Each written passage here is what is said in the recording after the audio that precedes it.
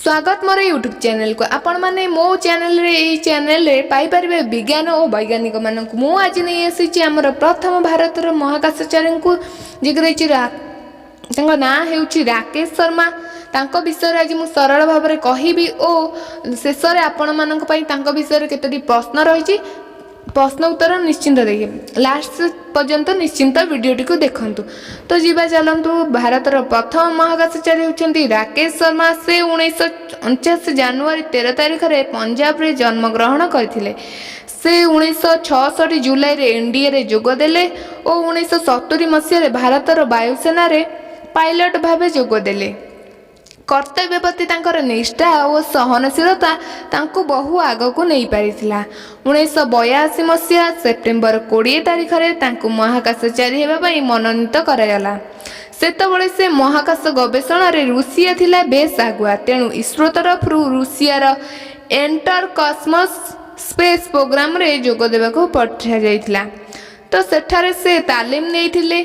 रूसियार महाकाशचारी को कॉस्मोटन कहा जाए, तेणु से जने कॉस्मोटन भावे रूसिया रे सोयुज T-11 रे महाकाश को जाइथिले। तो तांको संगरे आउ दुई जन कॉस्मोटन भी जाइथिले। तांको ना हेउची यूरी मालिसेव ओ जेनाडी स्टोकालोव। से 1984 मसीहा एप्रिल मास 2 तारिख रे रूसियार वैज्ञानिक महाकाश यान रे उत्क्षेपण केन्द्र महाकाश को जाइथिले। सेठारे से 7 दिन 21 घंटा 40 मिनिट रहिथिले और से समय रे से 83 प्रकार वैज्ञानिक गवेषणा करथिले।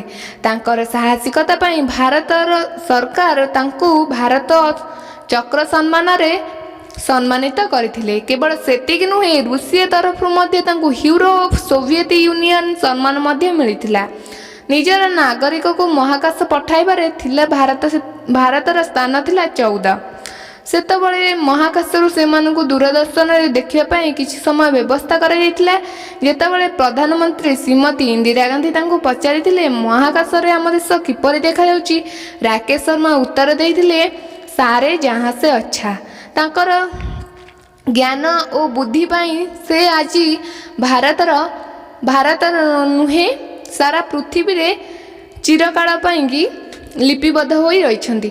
तो तेणु एबे आपण मानक पई प्रश्न, आपण मानक पई प्रथम प्रश्न रही भारतर प्रथम महाकाशचारी किए और द्वितीय प्रश्न रही महाकाशचारी राकेश शर्मा केते मसीहा और केउठी जन्म ग्रहण करथिले। तृतीय प्रश्न रही 1966 रे से केउठारे जोग देइथिले और से केबे महाकाशचारी पई मनोनीत होइथिले। चतुर्थ प्रश्न केते मसीहा से महाकाश को जाइथिले।